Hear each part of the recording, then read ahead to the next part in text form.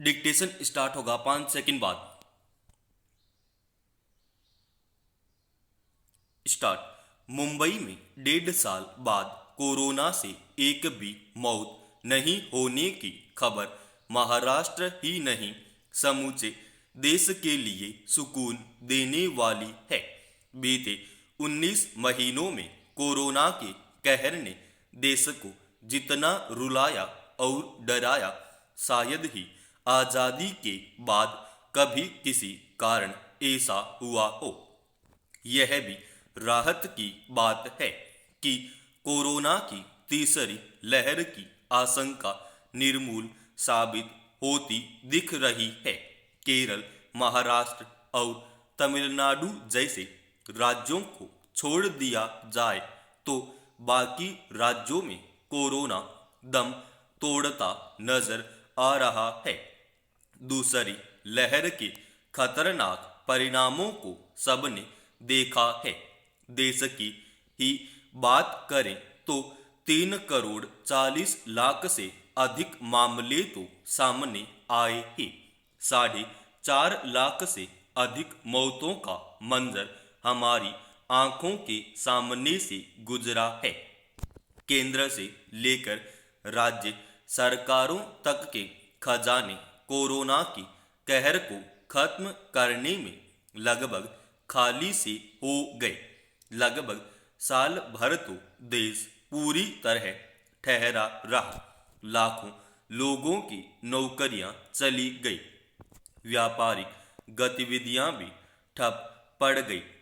अब जो हालात बने हैं उनके लिए सरकारी प्रयास के साथ साथ आमजन का सहयोग भी खास महत्व रखता है। यह अच्छी बात है कि देश कोरोना पर जीत हासिल करने की तरफ बढ़ रहा है, लेकिन अब भी सावधानी जरूरी है। दुनिया के अनेक देशों को कोरोना पर जीत के बाद फिर परेशानी में घिरते हम देख चुके हैं। रूस और ब्रिटेन जैसे देश अब भी कोरोना से जूझ रहे हैं। दुनिया में अब भी रोजाना 3 लाख से अधिक कोरोना के नए मामले सामने आ रहे हैं।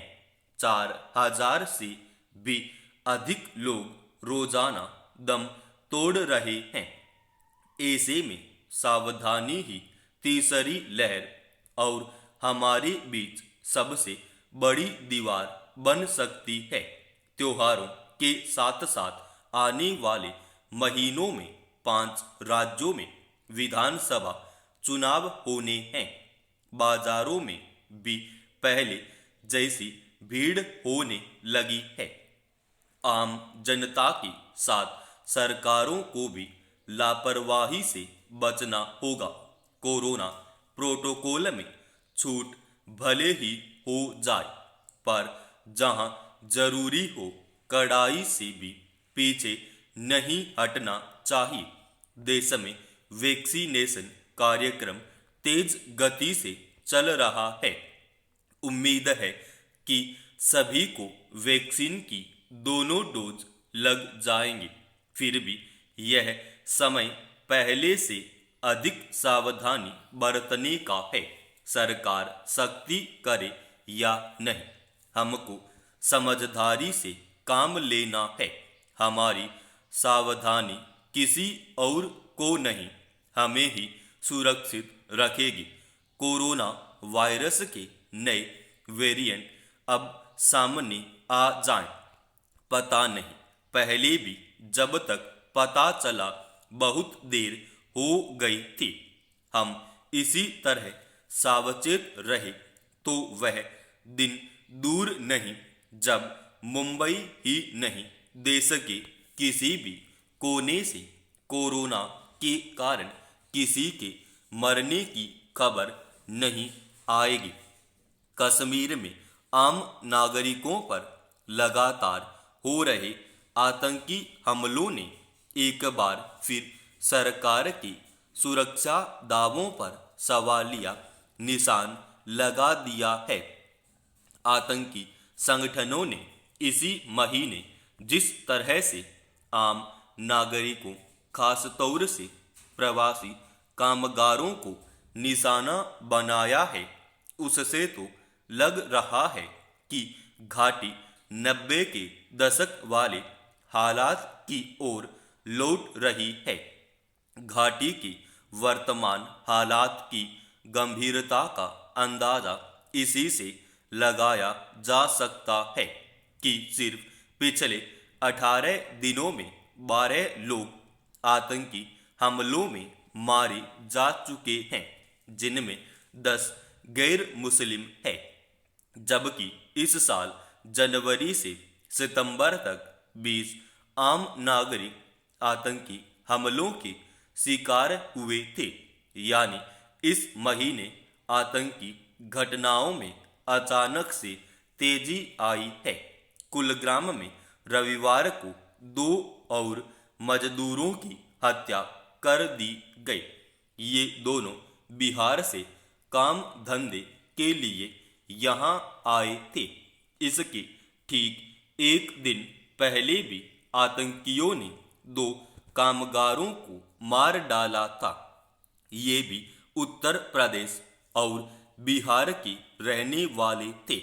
इन हत्याओं की जिम्मेदारी यूनाइटेड लिबरेशन फ्रंट के नाम के आतंकी संगठन ने ले ली है।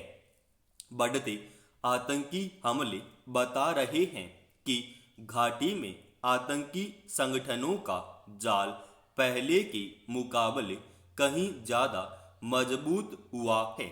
हालांकि केंद्र सरकार दावा करती आई है कि अगस्त 2019 में जम्मू कश्मीर से अनुच्छेद 370 को निष्प्रभावी कर दिए जाने के बाद से वहां आतंकवाद पर लगाम लगी है और आतंकी संगठनों की कमर टूटी है।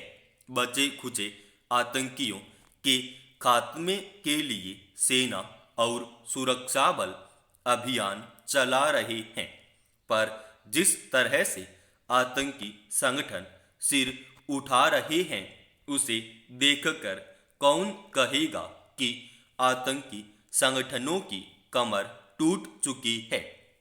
यह नहीं भूलना चाहिए कि पिछले साल भी घाटी में आतंकियों ने राजनीतिक दलों के स्थानीय नेताओं और कार्यकर्ताओं को चुन चुनकर निशाना बनाया था। तब भी डर के मारे में कई लोगों ने राजनीति से तौबा कर ली थी। इस बार आतंकी संगठनों ने आम लोगों को मारकर दहशत फैलाने की रणनीति अपनाई है। जिस तरह लोगों का परिचय पत्र देखकर उन्हें मारा जा रहा है, उसका मकसद गैर कश्मीरियों और गैर मुस्लिमों के भीतर खौफ पैदा करना है। इससे तो लग रहा है कि जैसे 90 के दशक में कश्मीरी पंडितों को घाटी छोड़ने को मजबूर होना पड़ गया था, वैसे ही अब कहीं प्रवासी कामगारों को भी घाटी छोड़ने को मजबूर न होना पड़ जाए। घाटी में करीब 5 लाख प्रवासी श्रमिक हैं, जो निर्माण संबंधी गतिविधियों से लेकर खेती व अन्य स्थानीय उद्योगों में काम करते हैं। रेहड़ी पटरी वाले काम धंधों में लगे प्रवासियों की तादाद भी कम नहीं है। ऐसे में अगर बड़ी संख्या में कामगार अपने राज्यों में लौटने लगे तो कश्मीर की अर्थव्यवस्था प्रभावित हो सकती है। कश्मीर की अर्थव्यवस्था में पर्यटन पर टिकी है।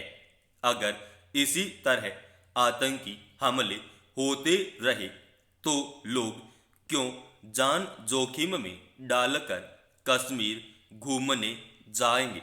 घाटी में लगातार हो रहे आतंकी हमलों को हताशा में किए गए हमले बताकर या सिर्फ पाकिस्तान पर ठीकरे फोड़कर पल्ला नहीं झाड़ा जा सकता। अगर सेना के आतंकवाद निरोधी अभियानों के बावजूद आतंकी सरेआम हत्याएं करने में कामयाब हो रहे हैं, तो यह कहीं न कहीं सुरक्षा संबंधी रणनीति पर सवाल खड़े करने वाली बात है।